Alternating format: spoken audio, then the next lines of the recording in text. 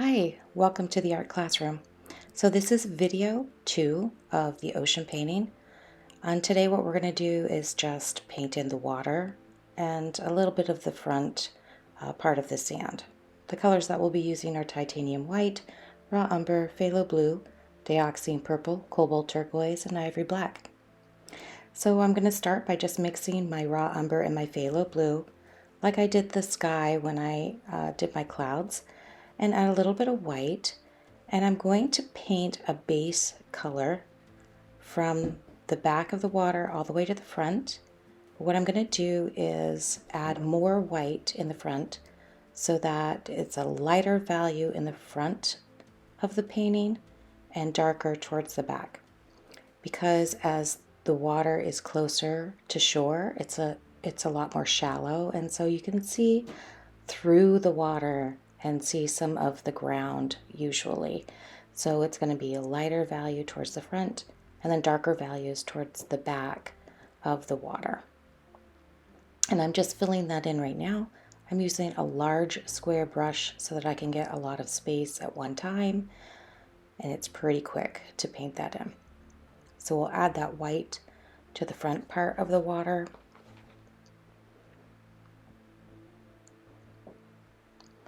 And that will just lighten up that very front section where it's going to be a lot lighter values. And that will give us some distance to our painting.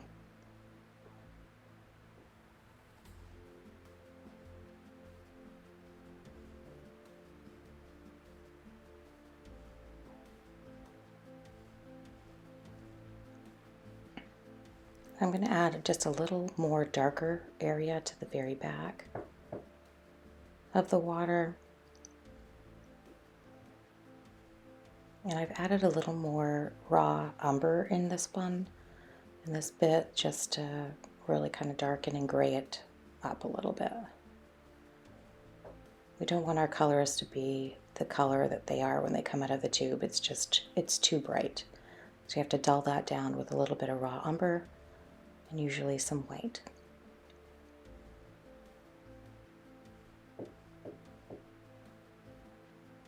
Now what I'm doing is I'm going to mix and make kind of a grayish brown color, because there is a little bit of land in the background, and I'm just going to put a tiny bit of land right on the horizon line in the background. It's a very small amount right underneath where the rain is pouring down there in that purple area.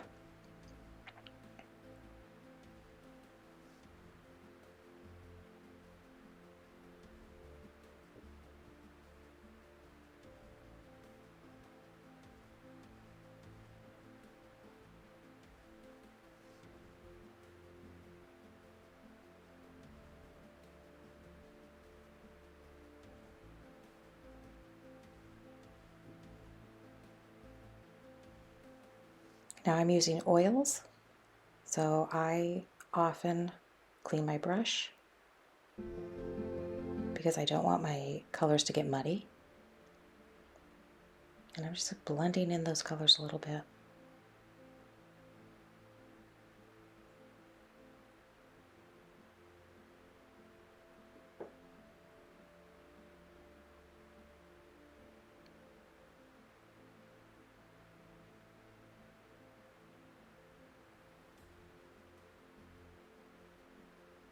I'm going to switch over to a really small square brush. I like square brushes because they either make a big pass or you can make a nice small fine line. This is a really nice tight brush, and I'm just going to make some small waves. The color that I'm using is a tiny bit lighter than what I started with, and I'm just adding in some little bits of waves throughout the painting. And we're starting with the background, and we'll move forward. So the brush marks for the background waves will be a lot smaller than the brush marks that you'll do for the front. Now this is just going to be the base of the water, and we'll finish all of those white waves that are going to be in the front in video 3, because this is an oil painting and it definitely needs to dry before I can add those whites in so I don't muddy my colors. So I'm just going to finish adding all those little lines in the background for the water. This will kind of look like the sun is beating down on the water a little bit. It's hitting the tops of those waves and giving me some nice texture.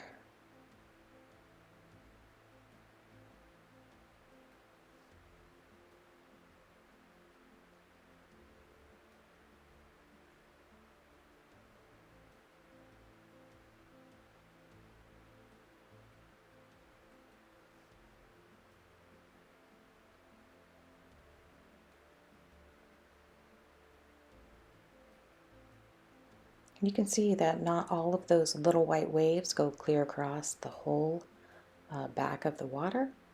Don't forget that you have some clouds in the sky, so there'll be some shadows there. So it doesn't have to be perfect. If there are some darker areas, that's absolutely okay.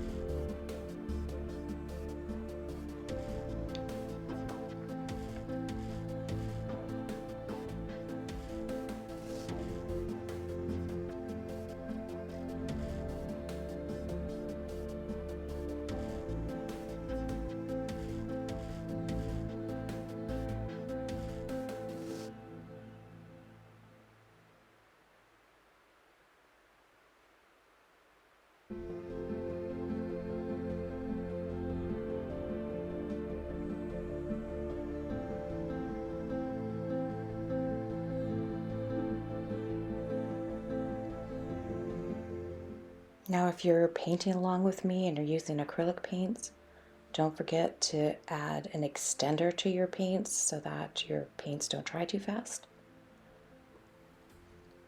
But if the base does start to dry, then that's fine. Just add these little lines on the top of your base color. And you can see I can kind of go back between some darker areas and lighter areas in my waves. I do have one area in the front where there are some rocks, so I'm getting ready to work on that section. And that is where the water starts to get a little more light with those nice white caps on it as it crashes over the rocks. Now be careful about how you're painting. You kind of need to look at the lines of your waves and draw lines that go along with the wave. Waves almost have a pattern when you're painting them. Sometimes I go down to the ocean and just kind of look at the patterns in the ocean waves.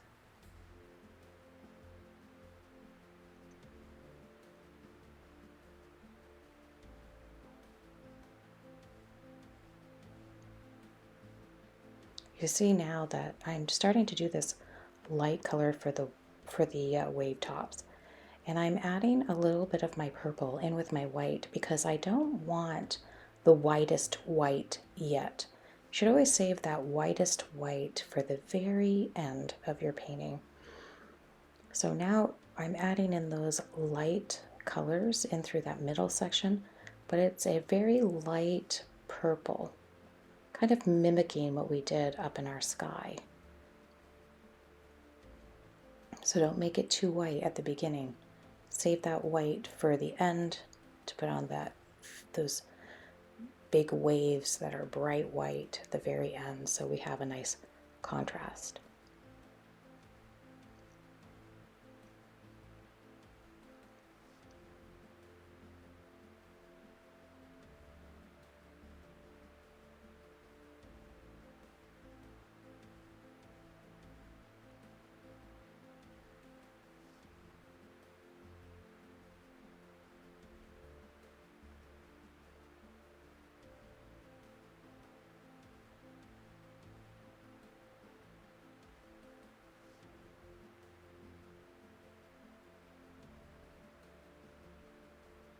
don't overthink it, just kind of get in there and paint away, get a little bit of the rhythm going.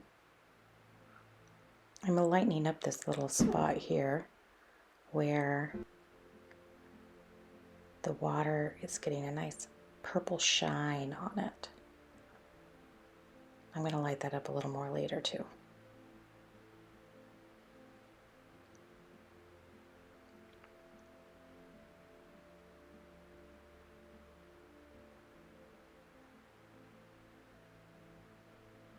There, so we're going to lighten that up and we're adding just a little more purple in there. Remember that the water reflects the sky, so if I've got those purples in my sky, I still want to have some of those purples down in my water as well. So I'm getting that little bit of a glare, so it looks like the sky is just shining off of the water.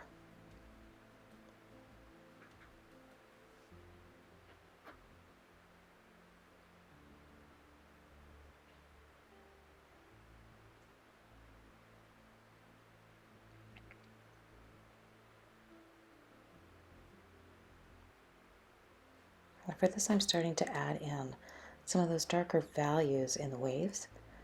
In that one area, there are some darker areas, and we're adding in our rocks that are in that section where the water is kind of flowing over it. Now, if yours don't look exactly like mine, that's okay. Just do the best you can. Put some rocks in there. You might have a space that you want to put a few more rocks. Maybe you want it to be a little more rocky than my photograph, and that's fine too. I'm just going to get those in because when I paint the white waves towards the front, I want all of that to be dry ahead of time. I usually do a painting very quickly, wet on wet, but there are times where you want to make sure your whites stay very white and you need to have your painting dry first.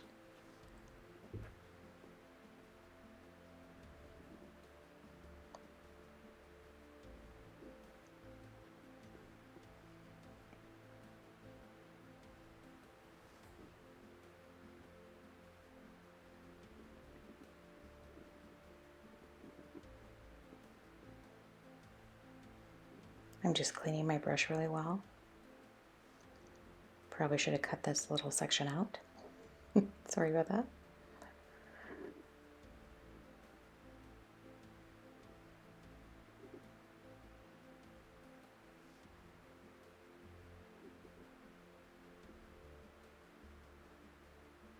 And now I'm just adding in some of those other values around the rocks.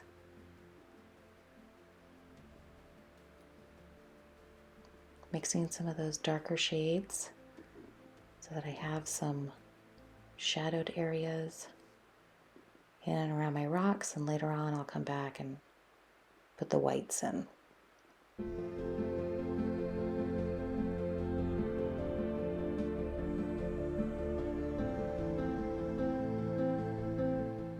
Anytime you have that little white wave, you're going to have a little bit of contrast underneath where there's kind of a shadow. So I'm just adding some of those shadowed areas in, some darker texture.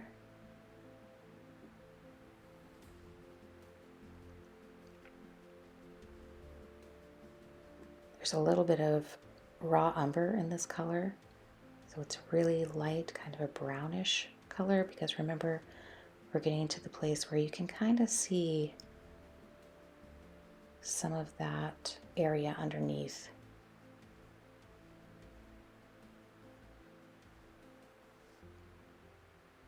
When you're doing water, it isn't only just blue and white. Sometimes it has some purples, sometimes it has some browns in it. There's a little bit of brown in the water right here where all of the rocks are. So we're just going to add a little bit of that lighter brown color It's actually just taking that mixture of the raw umber and the phthalo blue and titanium white, but adding a little more white and a little more brown to it. There's still a little bit of blue in the color.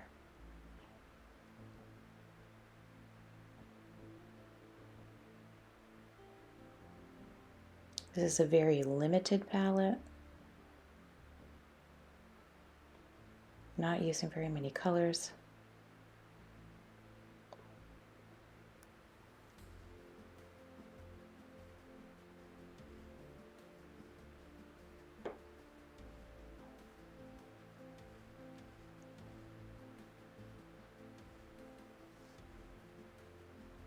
And I'm just adding that darker color in, that little bit of brown in it to give me some definitions of some waves that are coming in.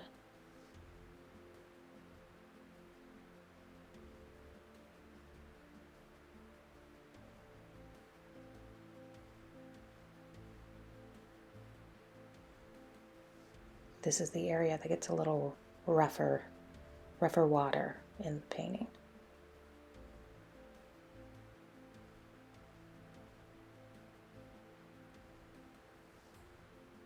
And again, I'm still using that square brush.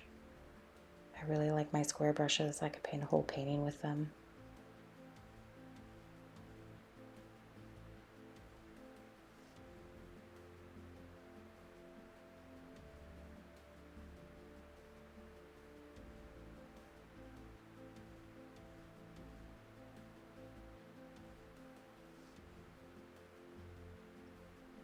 The last thing I'm going to do is I'm just going to fill in this little bit of sand in the corner. I'm going to kind of spread that color lightly into the water, so it gives the effect that the water is kind of spilling onto the sand. We're going to do some stuff to that later after this bottom part dries. We're just going to put that so that it's now looking like the water's kind of coming up onto the sand, because I am slowly kind of mushing that in, the brown into the blue.